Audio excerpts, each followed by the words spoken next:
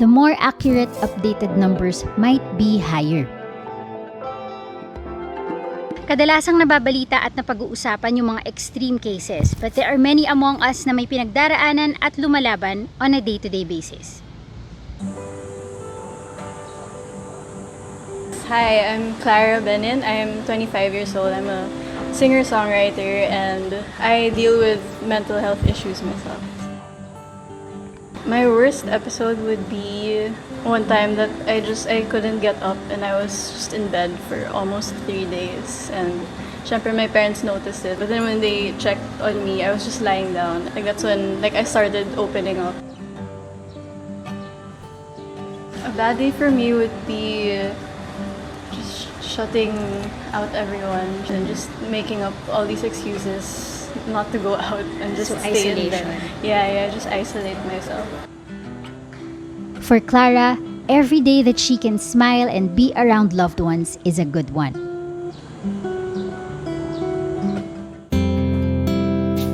Ako si Joey Santos. I am an online educator. I'm a music producer.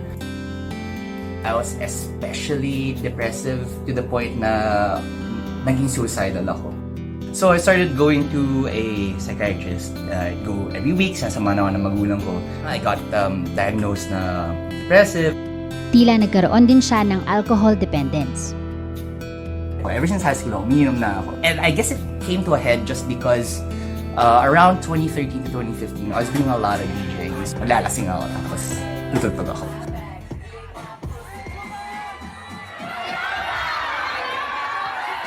And it got to the point na I could play perfectly fine even though I've had like 5-6 drinks in me. So that's how you know that it's bad.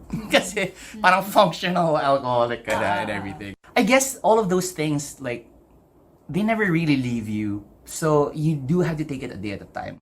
One day at a time. Crucial ito lalo na for someone with a diagnosed mental illness such as bipolar 2 disorder.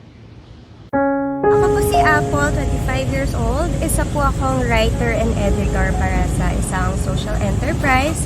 Meron po akong bipolar disorder. Nakaka-experience ako ng depression, so bumabagal lahat.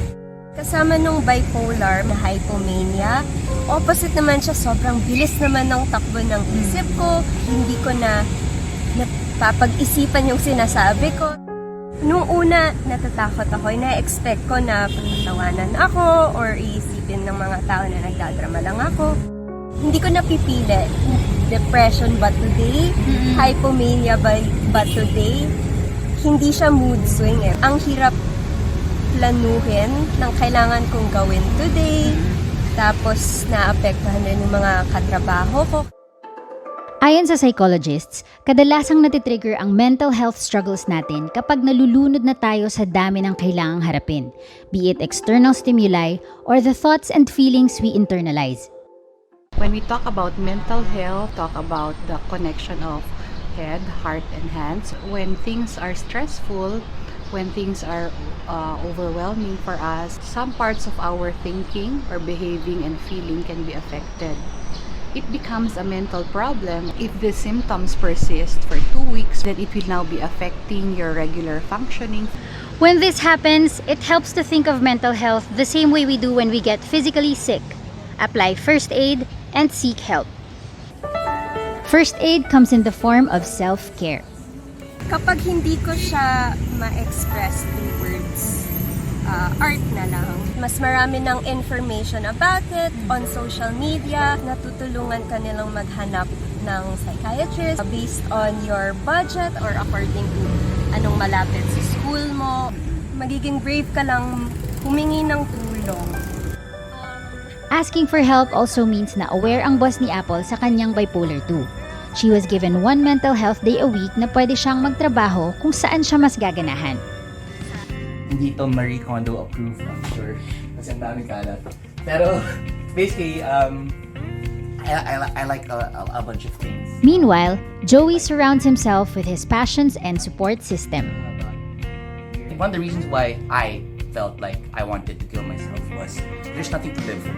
Having a sense of purpose is really important. To find something that you love doing. So this is a song I wrote um, during those times that I was really down, and it's called I Rose Up Slowly.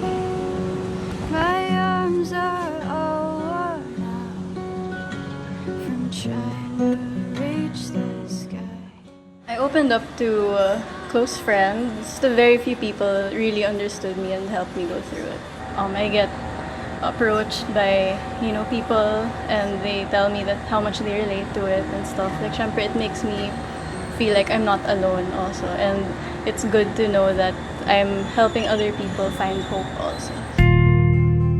There are three F's as greatest sources of coping and strength. No? These are usually our faith, our family, and our friends. When things are not within our control, we have psychologists, psychiatrists, counselors who will be able to help. Kung may pinagdaraanan ka man, know that you can reach out for support and you're not alone. I'm Shai Lagarde and I stand for truth.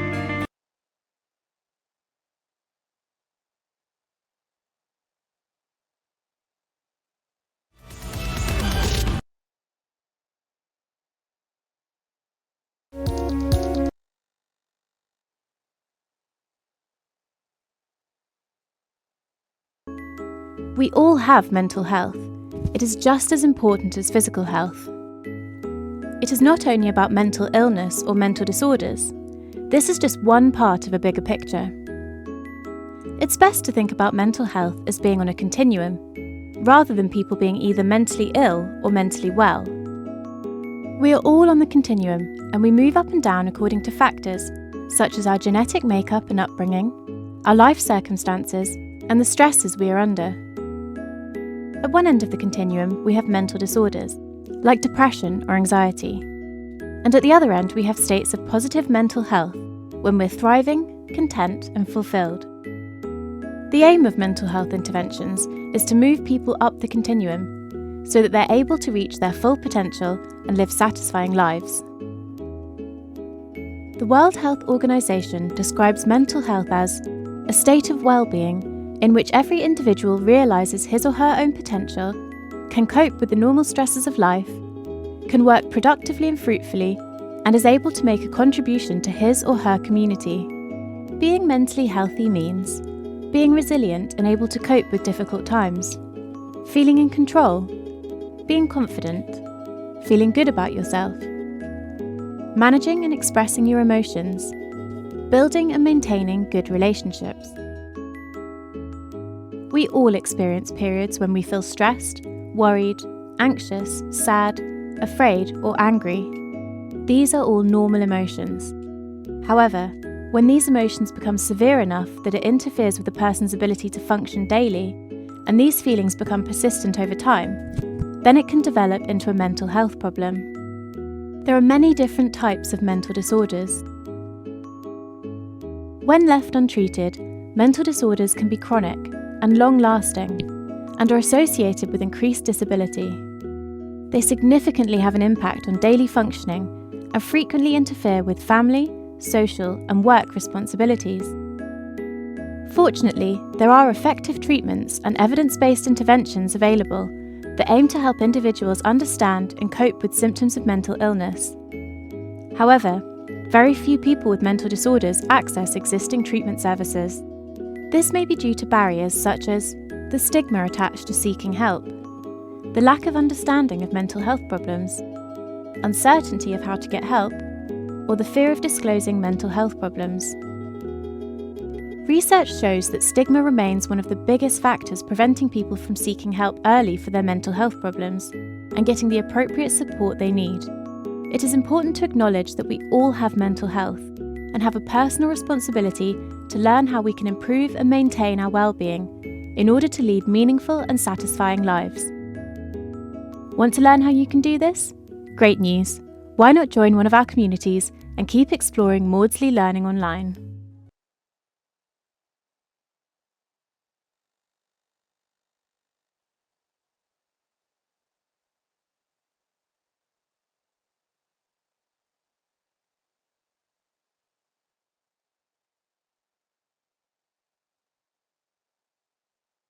Okay, since tapos na kita sa first part, so Now, what is mental health?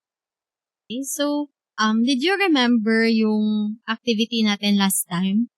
Yung smiley na activity ng second week? So, actually, that was a activity about our well-being. And when you say well-being, this is ang aton nga satisfaction when it comes to our life. How satisfied are we that or how happy are we or um happy or satisfied are we sa aton nga life as of right now. So compare nyo sang first sang second week kag sang sa subong nga week. Is it better na sang nag-ano kita sang second to nga week nga nagkamustahan session? Is it do you feel now much better than the last time we saw each other? Okay? So, hopefully, that's what I hope na ano ka mo, you are now in a place nga you have good well-being. Okay? And amo ginang do prayer ko sa tanan ko do eventually nga makaano kita ma maka go to a place nga nami ang aton nga well-being or state of well-being naton is kita satisfied and happy with our lives.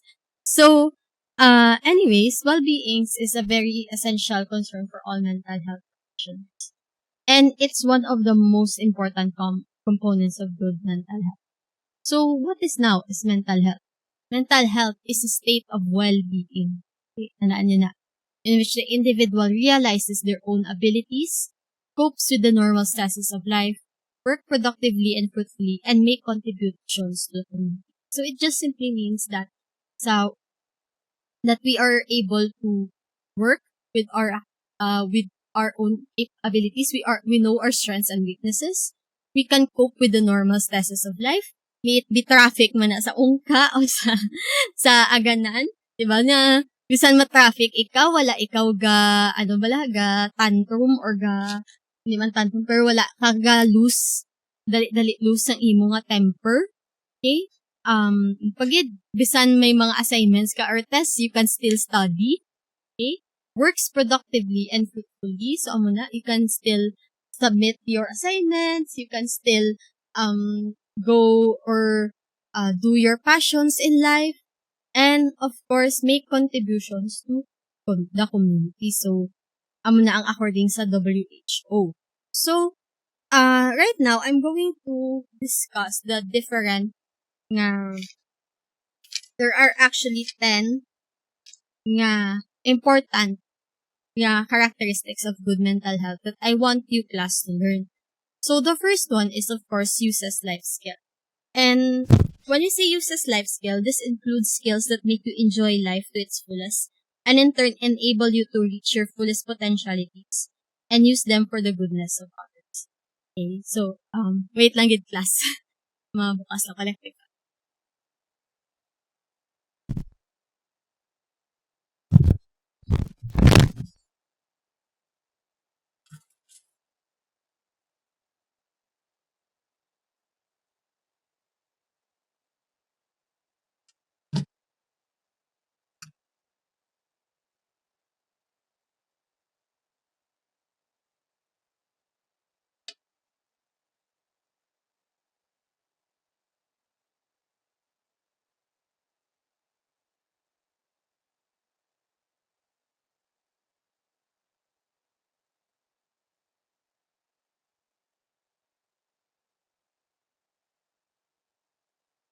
Okay?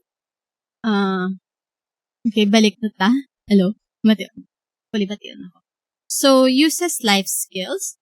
So, in uses life skills, this includes skills that make you enjoy life to its fullest and in turn enable you to reach your fullest potentialities and use them for the goodness of others. So by the way, class gina-record ko gali ang session nga ni ha. Nalipat ko magambal. So, the first of the uses life skills is stress management skills. So, remember class, ang life skills gani, hindi ko ni matudlo sa inyo. So, it is not taught in schools, but ang inyo teacher na di is experience. So, stress management skills, this includes the ability to handle demanding situations that test your abilities to remain calm, resolute, and even functional. Okay, so, I know, since most of you are nursing students, so ang load nyo, academic load nyo is really mabugat. Okay? So, how do you handle it? Diba? How do you juggle those tasks ninyo, assignments ninyo, at the same time, be able to enjoy your life outside of school? So, kumbaga on a reflexive note, so tanungin yung sarili ninyo. Like, what were the most stressful experiences you have in your life so far? And how were you able to handle them? And the second one is, of course, decision making. So, as humans, we are constantly bombarded with array of choices relative to our daily livings. This could be trivial as choosing which fast food to eat up, to a highly complicated choice about who and what you are becoming as a person. So, the point here in decision making is that we must have the ability to make well-rounded decisions to these simple to complicated matters. And it's highly important to the flourishing of our mental health. So not only we must learn how to manage our skills, but also we must learn how to make decisions. Okay? So hindi lang kita magsalig sa na other people pa ang make decisions para sa ato. Kita mismo. So, on a reflexive note, ano ang hardest decision that you have to face so far? Okay, and how did it impact you as a person? Now, let's go to conflict resolution. So, humbledary, we are called social animals for a lot of reasons. One of which, arguably, is because we can't seem to live without the other. On top of this, we have also been tagged as political and sexual animals, both of which pose the utmost truth of reality. So kita, as people, we cannot live alone. We need other beings. But, of course, hindi ginaya malikawan nga, there is always conflict because maybe of the way we were raised, ang aton nga personal nga mga issues in life, diba? So, what now is conflict resolution? This is a life skill that is not about not having enemies, but having an ability to handle conflicts and resolve them efficiently such that it doesn't lead to an end of relationship, but rather an improvement of them. So, ang question na is, can you remain civil amid conflicting relationships under a professional setting? And how willing are you to exert efforts to solve a conflict with someone who is not even remorseful? So, reflect on that. So, the second one is feels comfortable with other people. Sa ano meaning sini? This means that you have a good sense of company with other people, regardless of whatever social demographic characteristic you and them might possess. At the same time, you can have equally comfortable reflective moment with yourself in the midst of your social relationships.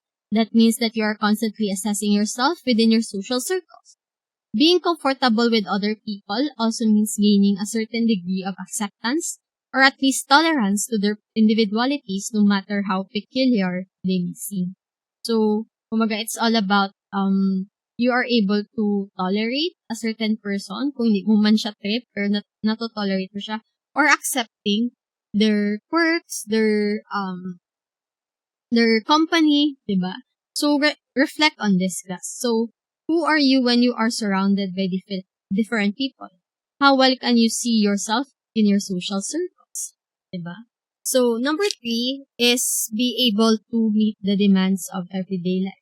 So, what does that mean? So, it means that you are able to juggle, even though your plates are full, or can juggle up between tasks and another without tearing yourself down due to burnout and unnecessary exhaustion.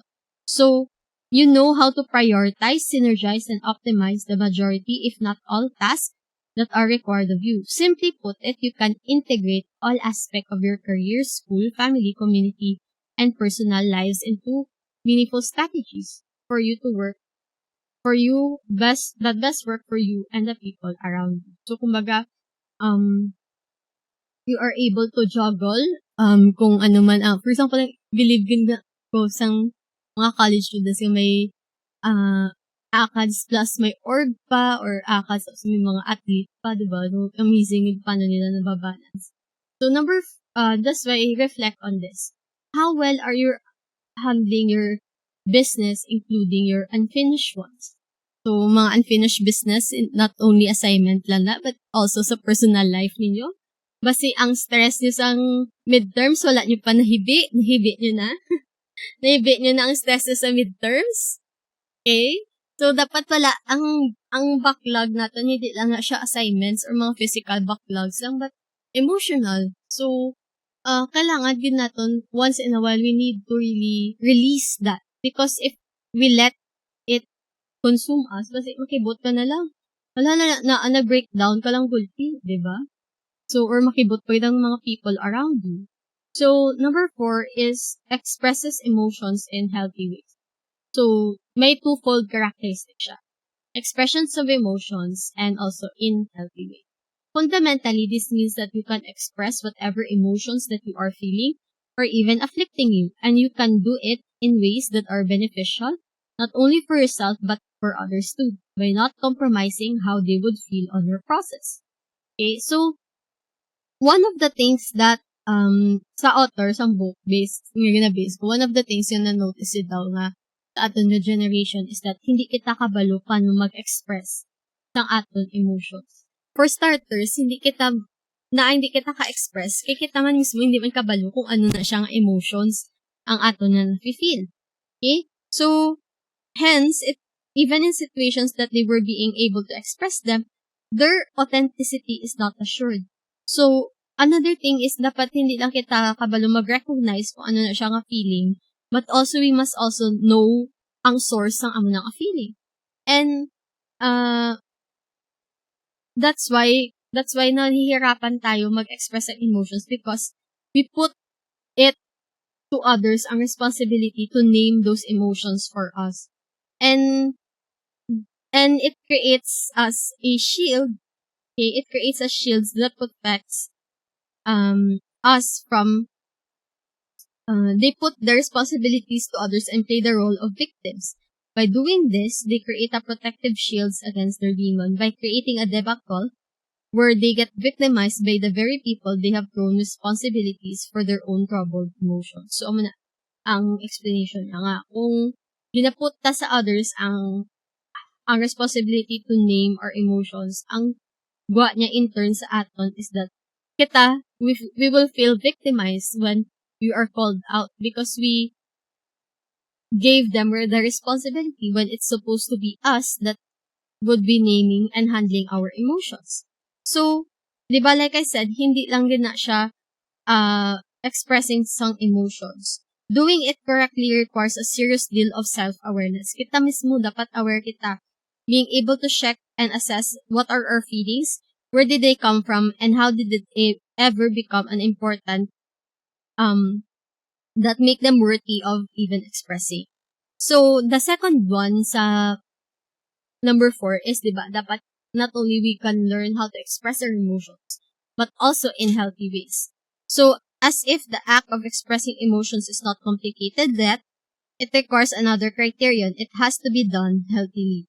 So, it wouldn't be so intricate if the emotions are good ones because it's easier to express, and doing so seems to be expressing positivity to others. Pero ang budlay is of course how do we express in a healthy way ang aton mga frustrations, ang aton nga anger, aton nga sadness, diba? So hindi lang kita diba hindi man na right nga you will just randomly cause as your teacher during diba kung na-frustrate ka sa iya or sa classmate mo. So dapat kailangan nga we seek healthy ways in which we can express those negative emotions. So, some people use social media, di ba, to express those emotions. Pero, tandaan nyo, social media is a public, public sphere. So, like, bisan anonymous ang imong name, di ba, sa atong digital self, people will still evaluate you based on what you post. Diba? So, dapat we also must find an alternative in where we can shout or express our frustration. So, sa number 5, it's being generally optimistic. Optimism means learning how to dance in the rain and not merely just believing that there's gonna be a rainbow after. So, as I always say, there are two kinds of people you see when it rains. Some feel the rain, while some just get wet. This means that being optimistic is knowing that it might be hard at the moment and things might be a little out of hand, but you can bear with it and unleashing your inner strength to transcend it. Similarly, this further means that you are appreciating the moment as an overall honing process to which too shall pass anyway. And so, sino di kabati sang band, K-pop band siya nga The Rose. Lalo yung The Rose. Sino di kabati sa ila. Or ang kanta nila nga She's in the Rain. Anyone? No, yeah. Guro ka mo. Si Miss Barrientos, kilala ya ang The Rose. Okay, so, sa kanta sang The Rose, so, kumbaga may lyrics na nga mambal mo nga ang optimism bala. Diba? So, diba ang message daan sang kanta, there is a girl who is facing a lot of problems, a lot of troubles, and she's doing this alone. Okay, amo na nga ang author or ang nagakanta gambal niya. Sa rain and iyan ako ang iya nga nga English nga lyrics. Pero ang ends ang iya nga ang the bridge sang iya nga kanta is that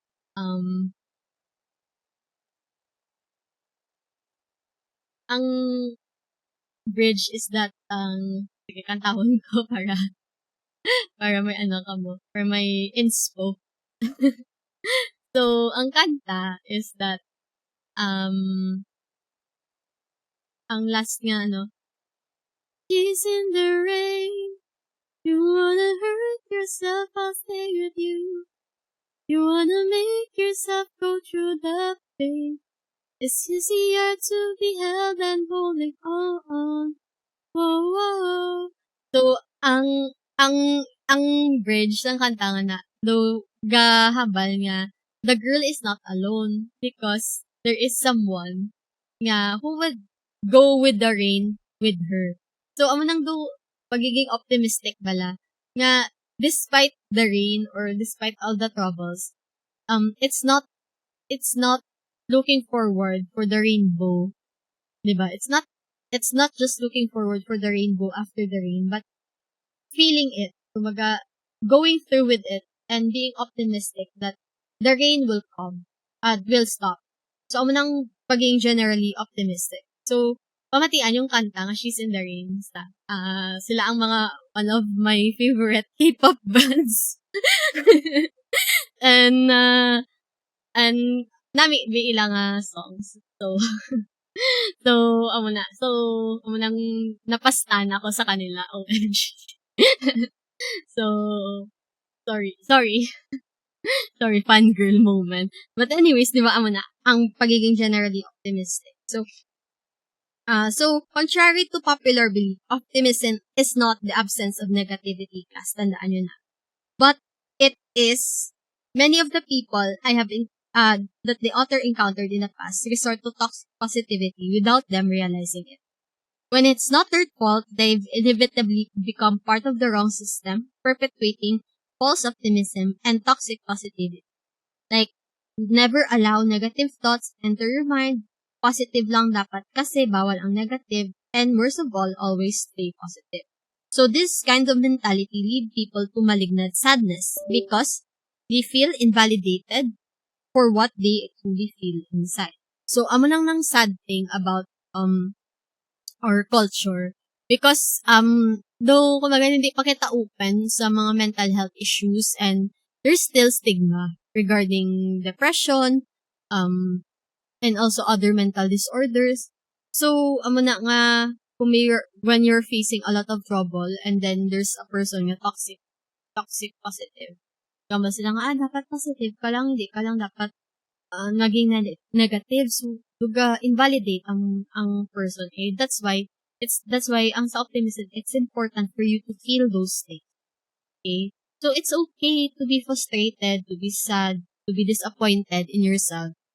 But what is important is you stand up and you move forward ng gapon and be optimistic. Like bisan sa subong nga sa parts ng life mo nga very heavy ang rain and feeling mo you're just getting wet, just remember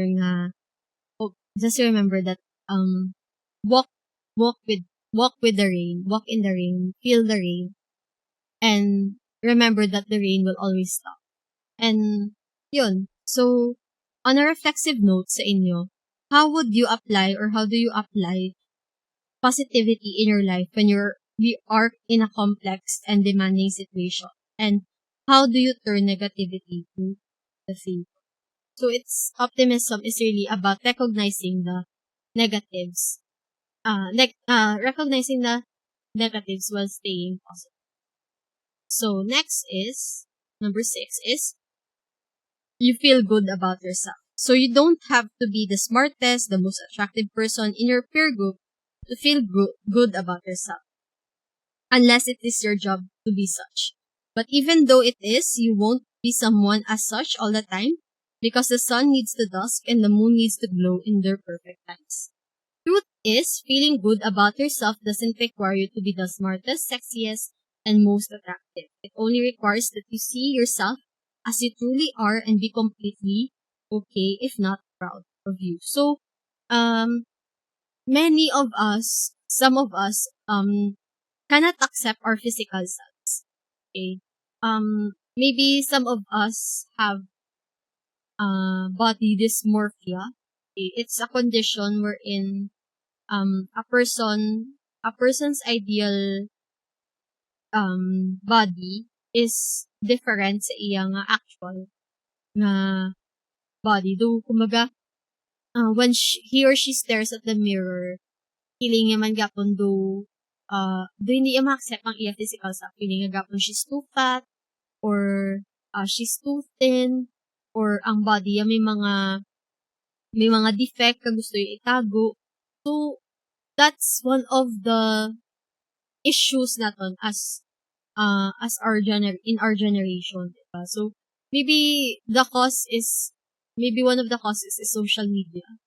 But tandaan nyo, class, nobody could ever love you more than yourself also. So I know it's easier said than done, but amo na gani amat-amat lang. You don't have to be the smartest, sexiest, and most. And what is important here is that you accept your true self. And just remember that you are created by our Creator. And for our Creator, everything is perfect. The world is the only one that says that you are not, that you're not worthy, na damo ka flaws. And that's okay kung may mga flaws ka. That's your own. Hindi man kita perfect din. Pero tandaan nyo, ang creation ni God, when it comes to our physical self, it's already perfect. Okay, amo nang ako nga point there. So, hindi man kita perfect beings, but we are created by a perfect. So, number 7 is uses I messages. This is stating your opinions, ideas, and most especially feelings about certain topics, events, or situations, and using first-person point of view. This indicates that you are taking responsibility for them. So, ang I messages, it just simply means that you are taking responsibilities with the words you said. So, in our generation nowadays too, though kabudlay na mag-speak out sa mga issues, may ara ginatawag na mob mentality. Like, kung anong opinion ng isa, masunod na lang kita because we fear that we will be judged or we will be socially ostracized by people. Especially sa internet. So, rampant ang mga trolls, ang mga mob mentality sa internet, ang cancel culture sa internet. Because, when someone voices out their opinion, the mob will immediately eat them alive and try to be canceled. But one thing that is different is that the internet is different in real life. And in real life, kailangan mo magkaroon ng spine. You need to stand for yourself. And you need to state your opinions, ideas, and your feelings. Because there are people really who will take advantage of you. Tuod ina. So you need to stand up. You need to put up your boundaries by using your I messages. Okay? So, I statement limits the possibility that you might be diffusing carelessly to others unnecessary burdens you have made for yourself. Taking responsibility for yourself means that you also take guidance on how you deliver your messages to the people. And ang question today is, how much do you take responsibility for your opinions, especially for the feelings of others? Now, sa number 8, this is how do we cope and adapt with change.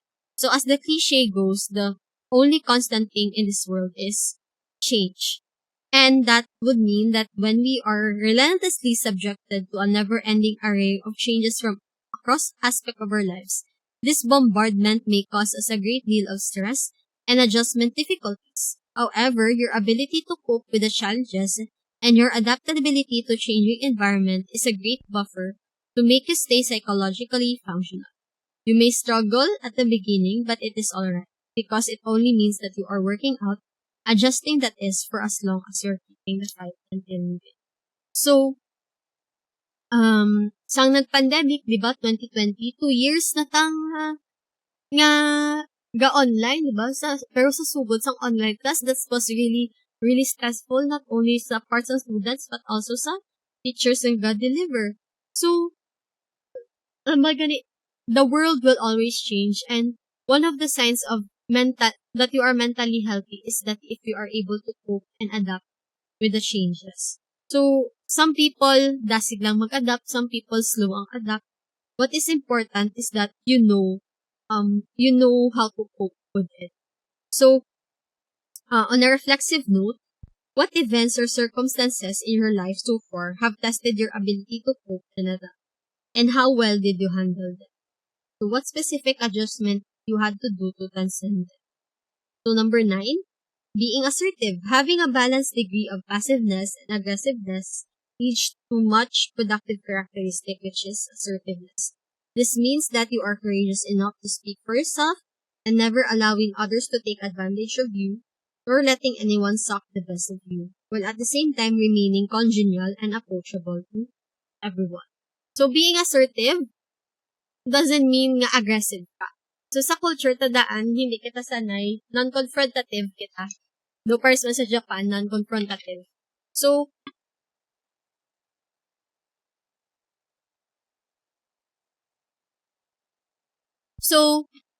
how do we now, paano kita maging assertive na hindi kita maka-offend some person, at the same time, we remain congenial to them. So, parts of being assertive daan, munang ba ko sa inyo nga, you need to grow your spine. You need to, not defend yourself, but you need to find worth in yourself. And if you are going to be assertive, it just simply means that you are implementing your boundaries. So, like, for example, sa akon, budlay sa work, syempre, teaching profession, and you need to help other people. Especially the students, and lalo na online, do expected sa student na always ka-available. But I always set boundaries. Gambal, ga-remind ko sa ila nga hindi ko ka-reply, kung weekends, kung na-scene ko lang kamo, pasensya kay, syempre, weekend and I want to enjoy the time that rest time daan, diba? So, amo na ang kumaga ang how I become assertive man sa mga students ko. Kaya nga, especially sa mga class concerts. So, that's why I always encourage them. Or, nambal ko, gina-remind ko, ano lang, during weekdays, tapos office hours na para maka-reply ko dahil sa inyo. So, number 10, are able to be a part of a team or group. So, last na siya. So, surely all of us are born with leadership and it may just vary on the degree and ability to express and perform that. However, in a group setting, it is almost impossible that everyone is the leader, but everyone may be a team player. Group success is largely due to the ability of the leader to lead, but it is also dependent on the collective ability of the entire group to move as a team. Hence, it is highly encouraged that while you have good leadership potential, you must always exercise team playing. This means that you know when to act and pitch in your leadership qualities, and when you decelerate and yield to someone in authority to do the role and execute therein. So, tanaan nyo class, in life, or ang college is just a simulation of your work sa sunod, after you graduate. And once you graduate, you are open to a bigger world again. And you will encounter different people, different from your college classmates. So that's why when you are in college, practice gid ang pagiging team player. Okay. Kay in the workplace doesn't see your focus ang workplace, wala nila gina-prioritize ang feelings, ang mga ano ninyo, mga quarrels ninyo sa groupmates ninyo. In the workplace, ang important is that you deliver your task, your work.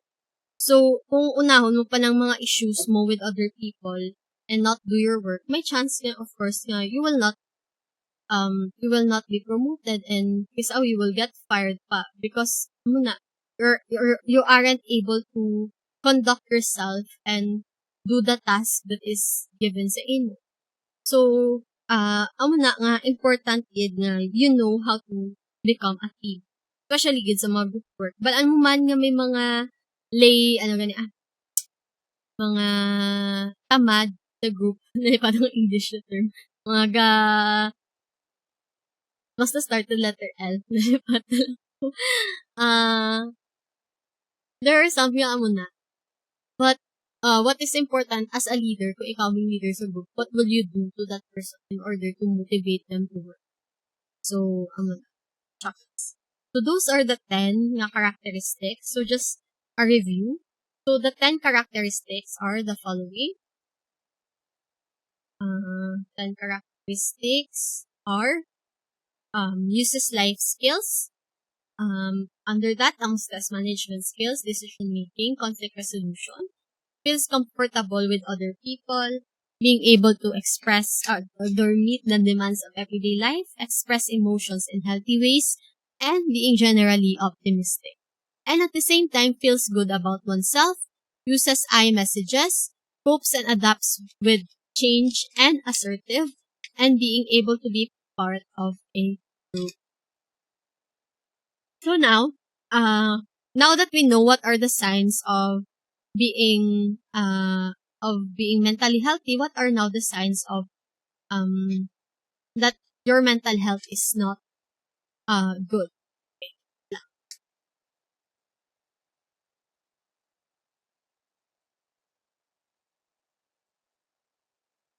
Ay, hindi. Sorry. Wrong video. Wrong video. Weird na subong si YouTube. Flag ya. Ang weird ka YouTube kay ang mga important tani yun na nila. Nabutangan nila sang flag. Pero which tani is para may more reach, do gina suppress pa nila.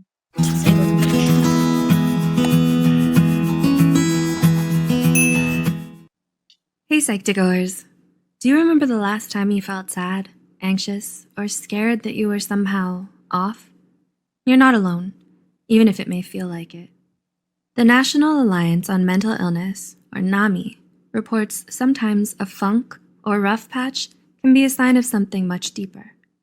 This video represents 10 mental health symptoms you shouldn't ignore. Before we begin, we need to warn you that this video may be triggering for some. If you feel triggered by this video, please take care of yourself, even if it means clicking off this video. With that being said, let's talk about the 10 mental health symptoms you should not ignore. 1. You're having feelings of sadness or depression that last longer than 2 weeks. All people experience sadness at one time or another. However, most normal feelings of sadness get better with time. The American Psychiatric Association reported abnormally intense sadness lasting 2 weeks could be a sign of depression. The National Institute of Mental Health stated, not being able to snap out of it or sadness being heavier than normal should be taken seriously. 2. You're having extreme mood swings and don't know why. Do you find that your mood seems to switch super quickly or randomly? Tremp and others studied how often the average person's mood shifts on any given day. According to the National Center of Biotechnology Information, NCBI, this study showed people tend to experience positive emotions, such as joy or love, more often than negative ones. But it's totally normal for someone's emotions to change daily.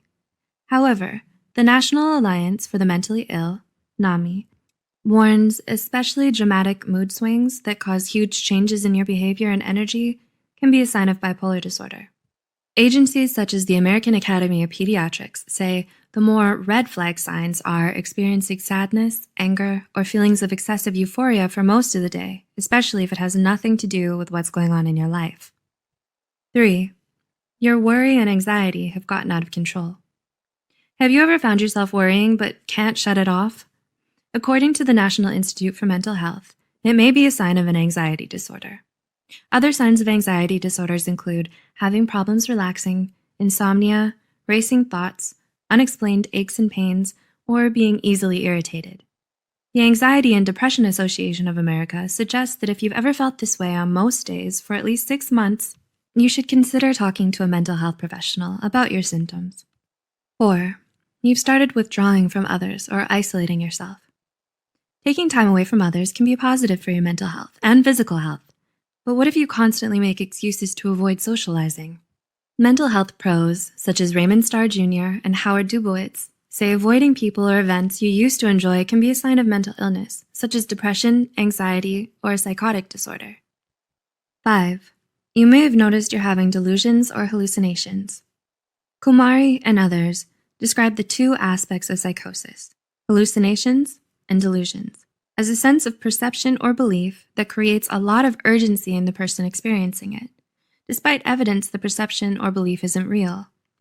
The National Alliance on Mental Illness reports up to 100,000 people in the U.S. will experience psychosis every year. NAMI further stated 3 out of every 100 people will have a psychotic episode as a symptom of a physical or a mental illness, such as schizophrenia or schizoaffective disorder, in their lifetimes. 6. You're having more and more difficulty dealing with normal life situations. Have you ever gone through a time in your life when nothing seemed to go right and you just couldn't deal? The Australian Department of Health stated a rough patch that you just can't get past, one that hurts your ability to function for more than 2 weeks to 2 months, may be a sign of depression or anxiety. A major sign that what you're experiencing is more than just a rough patch is when you have a hard time functioning in normal situations for several weeks, according to Mental Health America. 7. You're sleeping too much or too little. The Harvard University School of Medicine believes that 10 to 18% of the general population has problems sleeping. However, Harvard's med school stated either sleeping too much or too little is 2 or 3 times more common in people who suffer from a mental illness. The Harvard Med School stated about 50% of people who live with ADHD, depression, anxiety, or bipolar disorder suffer from insomnia or hypersomnia, which means sleeping too much. 8. You started abusing drugs or alcohol. According to mentalhealth.gov, 1 in 4, or 25% of people who live with the symptoms of a mental illness use alcohol or drugs to self-medicate things like anger, anxiety, or mania. Experts believe individuals who suffer from depression, anxiety disorders, personality disorders, or schizophrenia are more likely to use drugs and alcohol as a coping mechanism than people diagnosed with other mental illnesses. 9. You're having extreme anger outbursts. Do you ever feel anger that's almost impossible to control or way too much for the situation? If so, your anger may be warning you about your stress levels, unresolved grief, or your anxiety. Healthline reported extreme anger outbursts can also be a sign of unresolved trauma, bipolar disorder, alcohol abuse, obsessive compulsive disorder, intermittent explosive disorder, or depression. If you wonder if your anger is healthy, experts recommend first recognizing your physical and emotional signs of anger. And 10. You started thinking of self-harm or suicide. The Mental Health Foundation reported up to 10% of people under the age of 30 have thought about self-harm or suicide. There are many reasons people consider self-harm or suicide, such as abuse or neglect at home, a major loss, trauma, or a catastrophe that you can't control or avoid. Bradvik, 2018, reported approximately 90% of people who have completed suicide also suffered from a severe mental illness, such as bipolar disorder or depression. If you find yourself thinking about self-harm or suicide, we would very much like you to reach out to a mental health professional and get the help that you need and deserve. If you can relate to any of these symptoms on this list, you're definitely not alone, nor are you bad for feeling this way. But we want you to take care of yourself, which means reaching out to a mental health professional if you've been experiencing any of the symptoms on this list. As always, any information provided here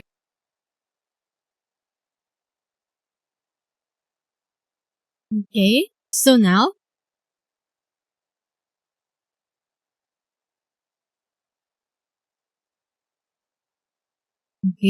I will proceed to how now do we give help to ourselves and others, or what we call mental hygiene. So this is how we can take care of ourselves and our mental health. So the first one is, of course, when we say mental hygiene, it is a set of optimal practices of attaining and maintaining the state of flourishing of psychological well-being. And as defined by Encyclopedia Britannica in 2020, it is the science of maintaining mental health and preventing the development of psychosis, neurosis, or other mental disorders. So this is how can we take care of ourselves. And like I said, before taanay mag-give help sa others, since nursing profession ka mo, di ba? And ako psychologist. So we are both in the helping profession. Before taanay mag-give help sa aton, sa aton yung mga patients or clients, we must first give help sa aton isa. And kumaga, that is from the saying that we cannot give what we don't have. And if we don't have a good mental health, how can we serve our fellow na gakakailanlan man sa mental health? So, the first one here is stress management. So, of course, this is the ability to thrive even in a taxing and challenging situation. So, this is important, especially when you will go to work and basim overload ka mo with the amount of work given sa inyo. The second one is, of course, assertive communication. So, the ability to connect self-uplifting messages and well-being for everyone. So, again, this is being assertive, and you are just simply putting up boundaries for yourself. And next is anger management, the ability to handle emotions and use them purposefully. So, hindi lang kita dapat basta-basta mangakig lang. Dapat we know how to express our emotions and express them in healthy ways. And number 4, social support, the appreciation of networks as an agent for self-change and mutual support. And number 5, positive thinking, banking and focusing on optimism to complement optimal functioning. So, meaning it's being optimistic. So, hindi na siya ang toxic positivity nga type na dapat always positive ka lang. But, you recognize that, of course, there is a rainbow. Not just a rainbow after the rain, but you recognize that you need to walk through the rain before you can finally reach the rainbow.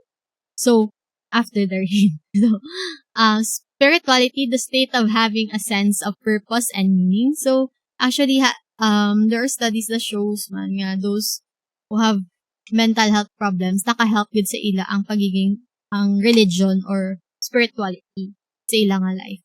So, meditation naman is the utilization of mindfulness-based strategies for self-improvement. So, if you're a Christian, so quiet time with the Lord, meditation, diba? That's also self-care, spending time, just a few minutes with the Lord and talking about and praying about your mental health issues or your problems in life, and also reading the Bible. And amo na ang different nga mental hygiene na pwede nyo maubra sa. So first is stress management, assertive communication, anger management, social support, okay, positive thinking, spirituality, meditation. So 7 kabilo. Okay, so far, do you have any questions, class, sa aton nga kamustahan session? Questions? Wala man. So, just a reminder, gali class, or nakita nyo ng schedule for just one class? Or wala?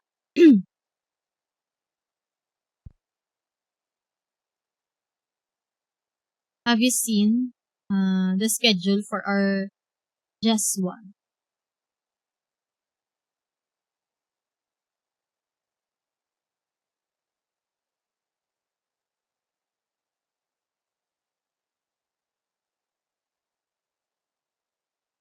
Wala. Wala ko pa man gani man nakita ako. But anyways, ang inyong finals is module 6 to 10. Okay, so from economic, material self hasta sa module 10, taking care or taking charge of one's health. And check ko lang kung when ang dates ng aton nga exam. Okay, and mga assignments na needed nyo pa nga i-submit. I think ang last na lang din ang digital portfolio.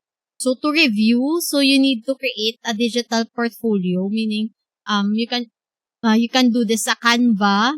Ang link nga ni is it would direct you to a classroom sa akon. So in which you can work there. I think since education ang akon nga plan, so I think you can have premium features or ang education nga features nga free kung ara ka mo sa sulod sa classroom ko. So just click the link lang.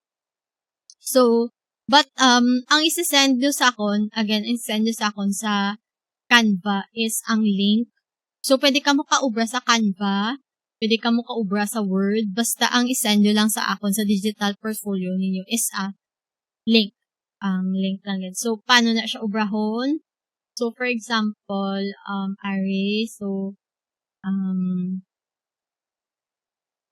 for example, amo na ni ang ginubra mo nga digital portfolio. So, ang pwede mo maubrada is, you can share, click mong share, and then, make sure nyo lang nga, ang link is anyone with link can view lang. Okay, so copy mo lang ang link.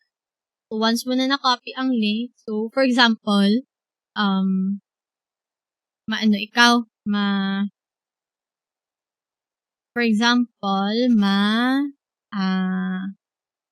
so may iba na nakasubmit na. So for example, ma-submit ka, so student view ko ni siya ha.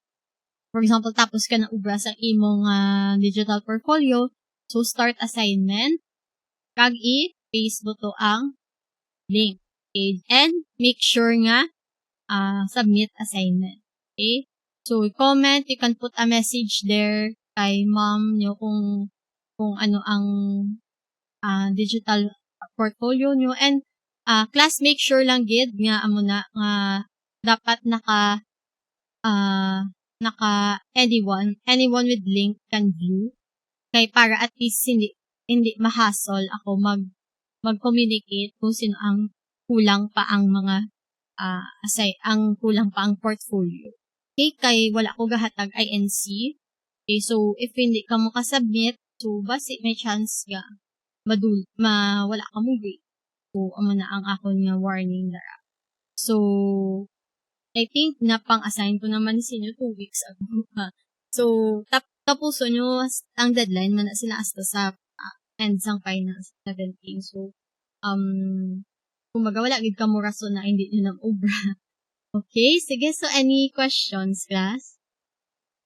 Clarifications?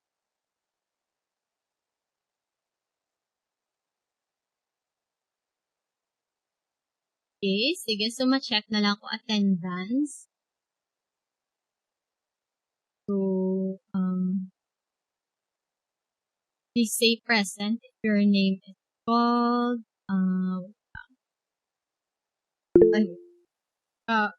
Say present or you can raise your hand.